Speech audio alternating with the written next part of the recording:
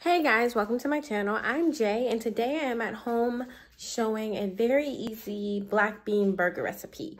I think it's a very great replacement for a burger and I like it because it doesn't have a bunch of stuff in it. Like when I usually try black bean burgers, I've tried a lot that have like chunks of vegetables in it and it might be a little healthier, but I'm not a fan of it. I want those on the side, not inside my burger. So yeah, it's an easy few ingredient burger.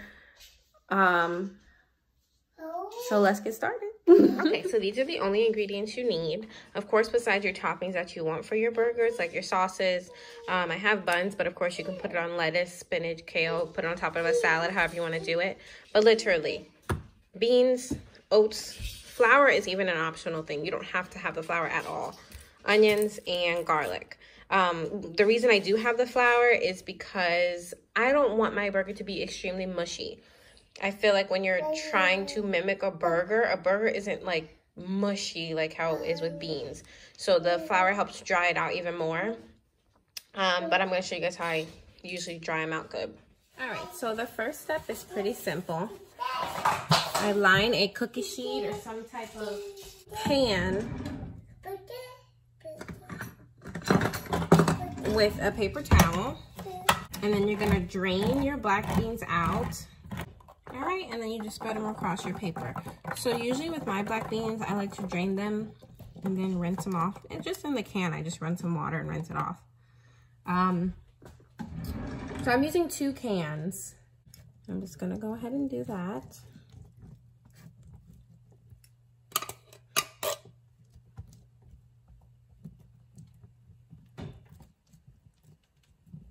For my second can, what I'll do is dump out most of the juice.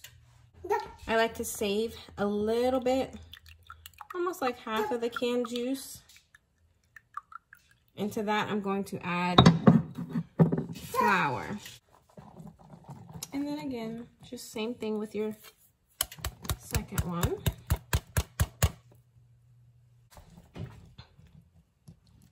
All right, and then I will just put another layer of paper towel on top. So the goal here, again, I'm literally just doing this right before I start making everything. This is just the first step. So it's not like you have to do this early in the day or nothing like that. You just literally, first step of doing it, just to get them as dry as possible.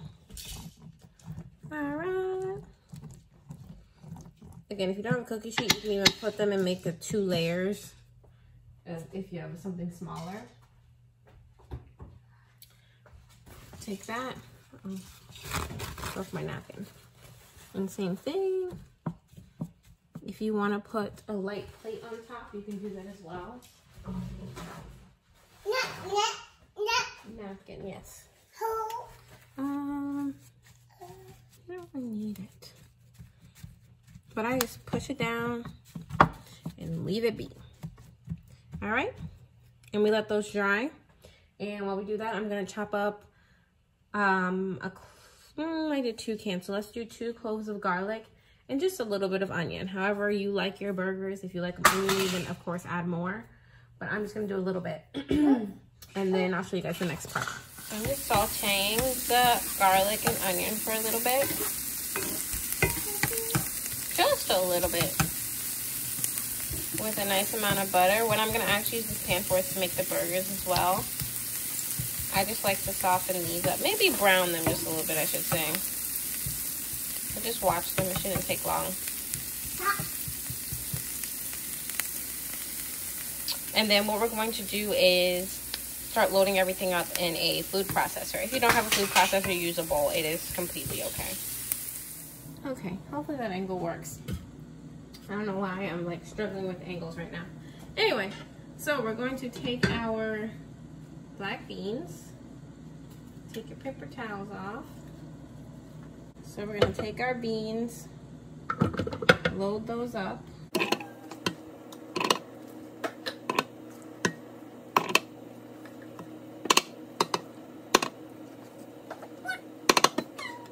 Alright, so you've loaded your 2 cans of beans. Make sure this was on correctly. And now we're going to put our onions and garlic. What I like about the oats is you can't tell they're in there. Something else that helps it dry without it being clunky. So this is like a regular size tablespoon. I use 3 tablespoons. And I'll use like in a teaspoon. Add your bean sauce or whatever that you set aside. I would add about a teaspoon of flour.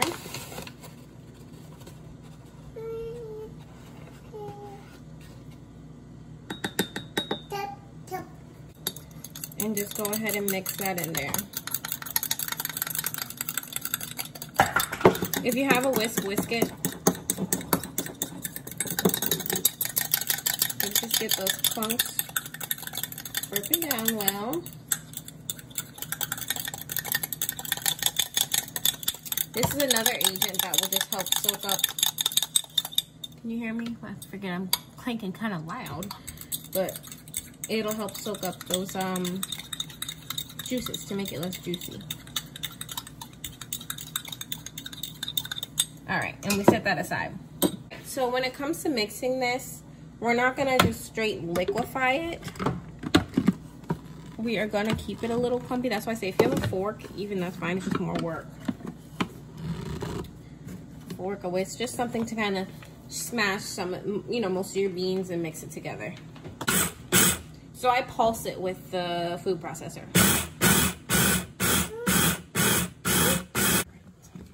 Good enough. All right. So it doesn't even have to be broken down this much. Can you see? It can actually be a little clumpier than that too. But now we're gonna move this to a bowl. All right, so this is your mixture. I don't know if you can tell the consistency. It's kind of pasty now. But that's okay. It's gonna be kind of sticky. People can't hear me when you're doing that. So now we're going to season this like a regular burger. Parsley.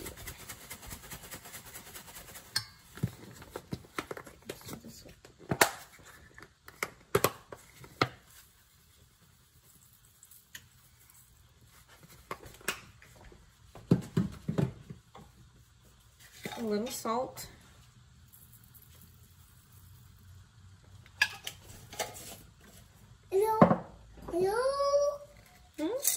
Salt. Some thyme.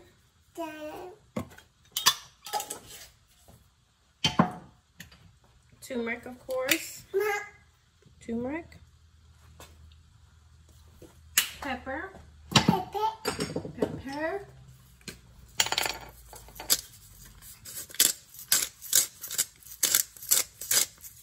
Pepper's big. I like to put just a little bit of rosemary. Rosemary.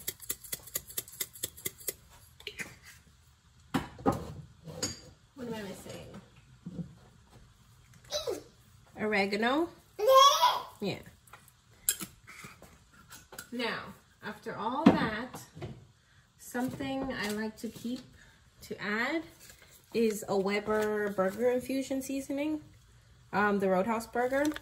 Vegan, gluten-free, and delicious. Now I just sprinkle some of this in it.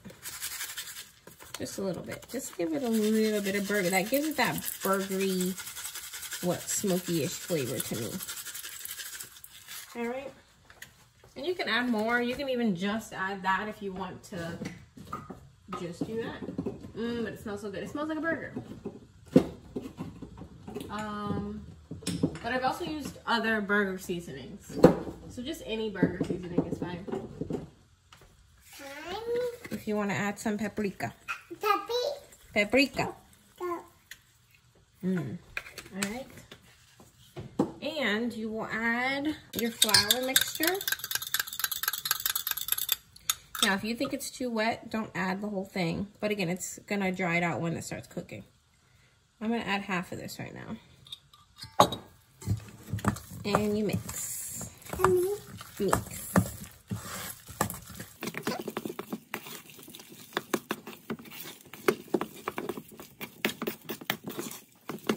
Good thing about this being beans and everything in it being edible raw is you can taste it. So as you go, have a taste. Add anything you need to. This, promise you, you can add and it won't be spicy. It's just good. Secret of mine. And I bet you that's what I'm tasting, not tasting in it. Cholula. Now, I've never seen this, but it was on sale, $2 off at my grocery store. This is a 12-ounce bottle of Cholula, the biggest bottle I've ever seen. I was so happy. Anyway, take some Cholula. Some dribble drabble in there.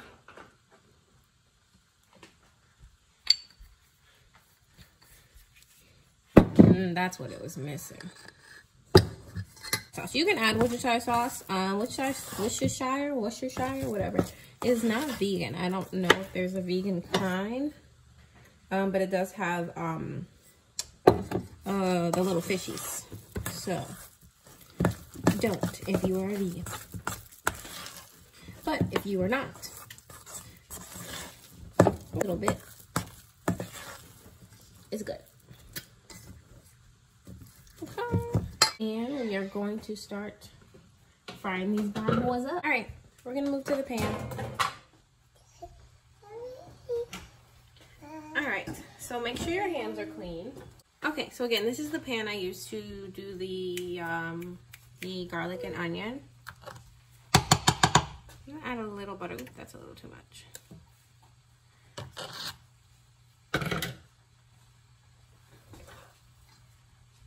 So for these burgers, I take about a spoonful. I don't know if you can see. And just kind of shape it. Now this, I do it with my hands honestly because this is how I know if my burger is fine. When you put it on your hand, I can move this a little bit. One, it should stick, but it should also be able to fall off.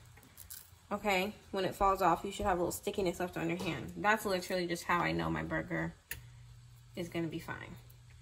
I like to make them a little thick, not too thin, because you want it to be like a burger. You want them big enough to fit on a bun. You want to taste it? She wants to taste it. Tell the people what you think. Come here, so they can hear you. Taste it.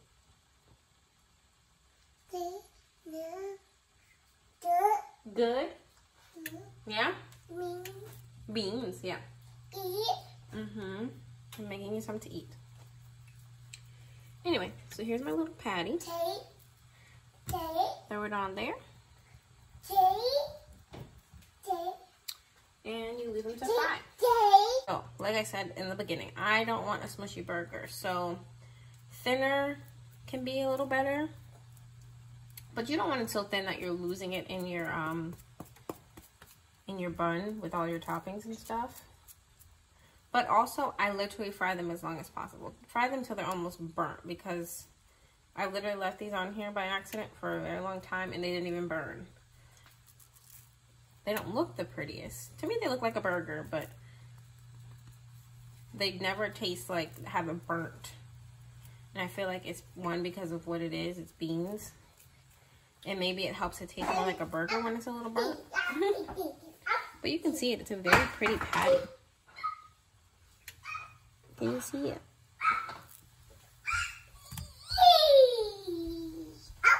But again, this right here is always a good sign. To me, that means it's the right consistency.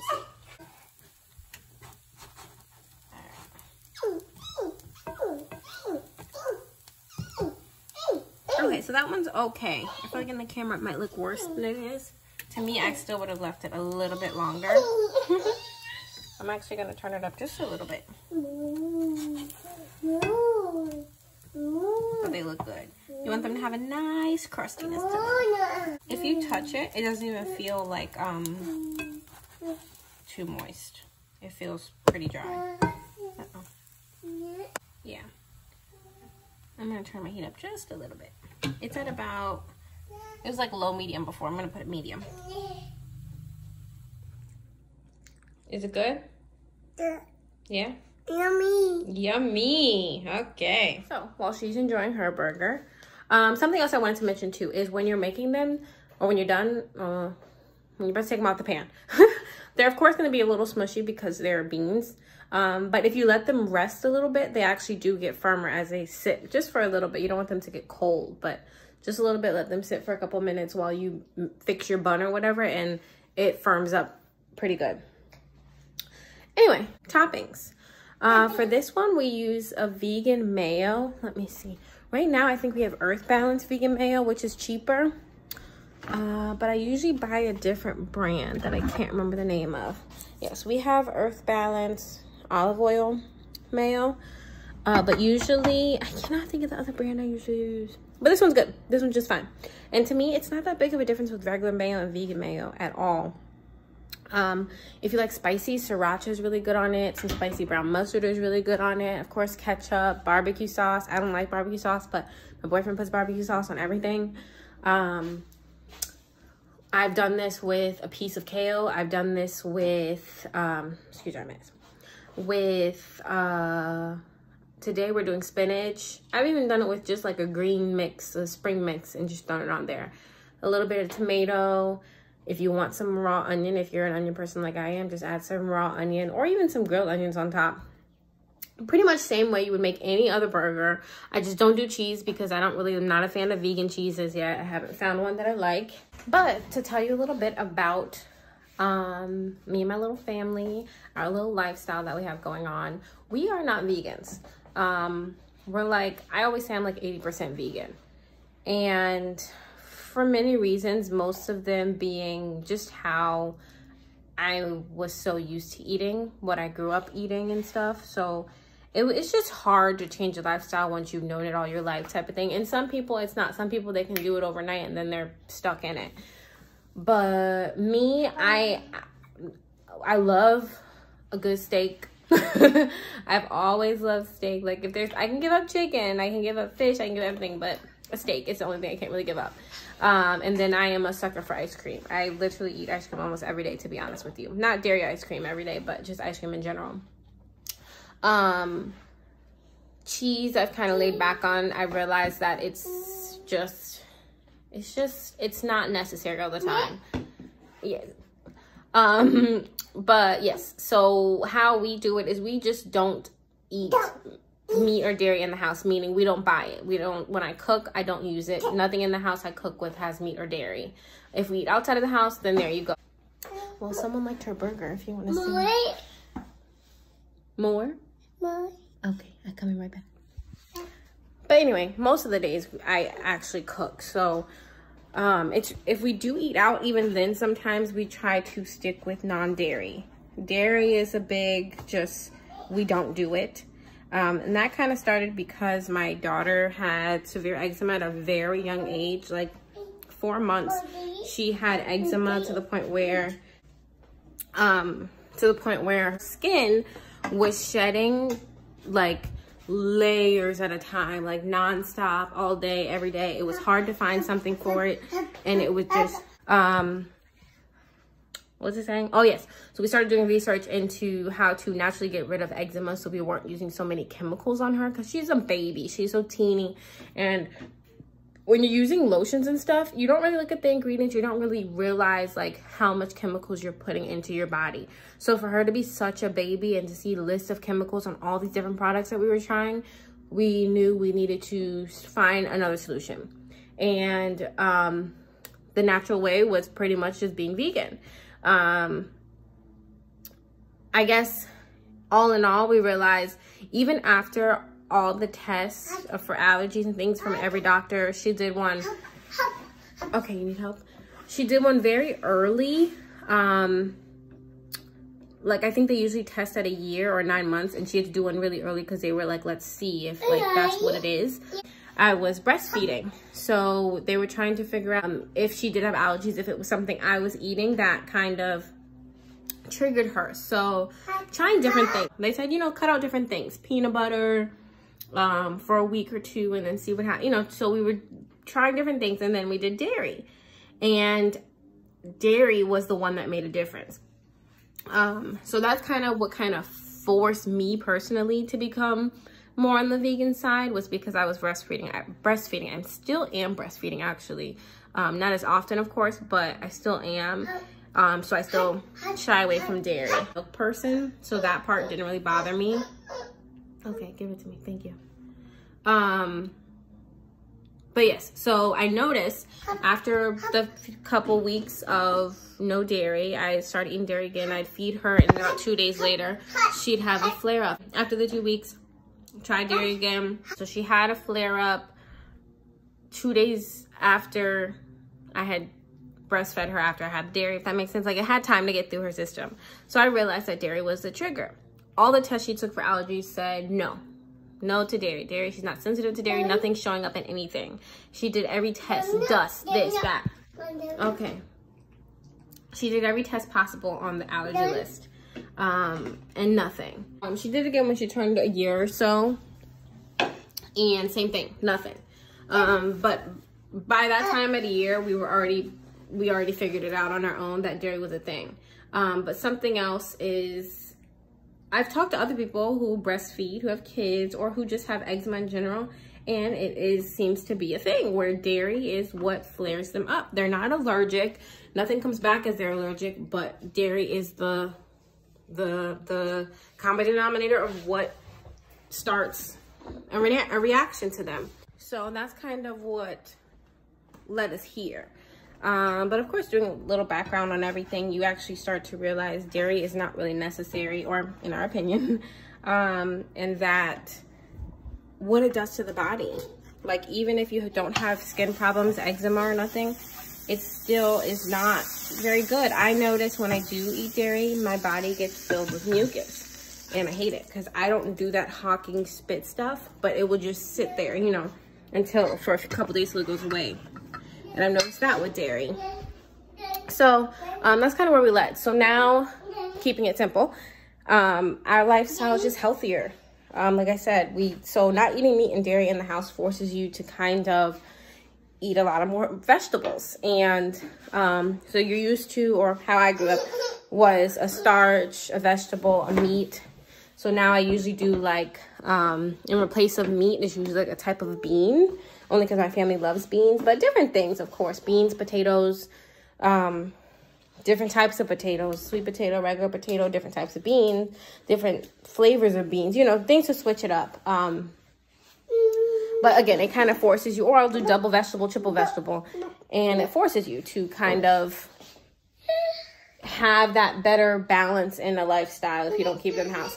But yes, she's not going to let me talk much more. So I'm going to go finish these burgers, and we're going to go ahead and plate them.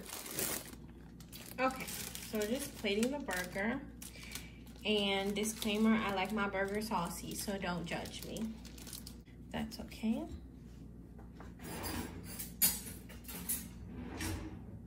If you ask me, this is my favorite way to do the burger. But like I said, do it how you would do your normal burger. I put vegan mayo.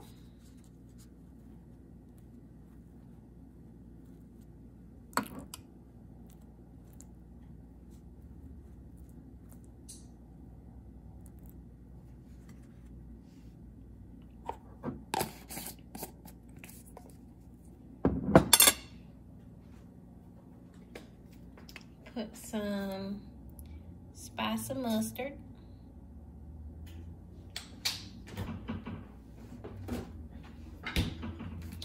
Put some ketchup.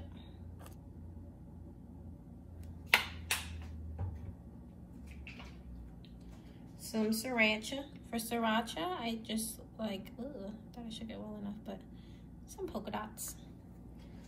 The reason I do polka dots, you'll see. I'm excited to eat this, y'all. And then I go ahead with some spinach.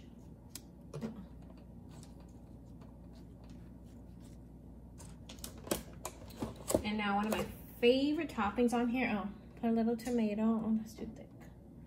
My tomatoes broke when I was cutting them, but tomato. My favorite topping on here is some raw peppers. Yellow, green, red, orange. whatever. Can y'all see?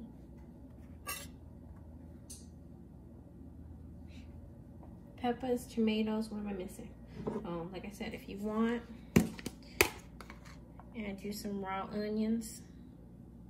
There's onions in there, but why not add more? Onions are so good. And last but not least, as to why I put such little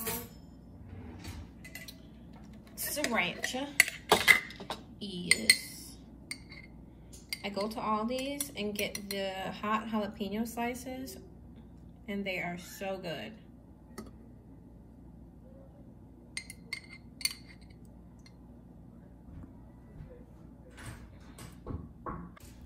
And then just add your patty. It looks like a burger.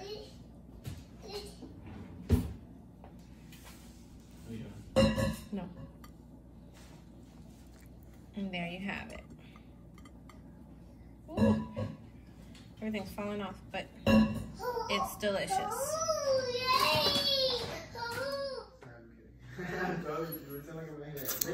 Okay, so there you have it. And I forgot to say, this made about 8 burgers. Depending on the size, it made about 8 burgers. And that was 2 cans of beans. Me personally, I like 2 burgers. And I put some fries on the side. It's really good with sweet potato fries. I just didn't have any. But besides that, I think I covered a little bit of everything today. So please comment. Let me know if you made them, what you think about them. And share the video if you liked it. I feel like even if you're not a vegan, this is a really good burger regardless. And it's good at mimicking one if you are a vegan or new a vegan or whatever it is. And it's really easy. So yeah, I hope to see you guys in my next video.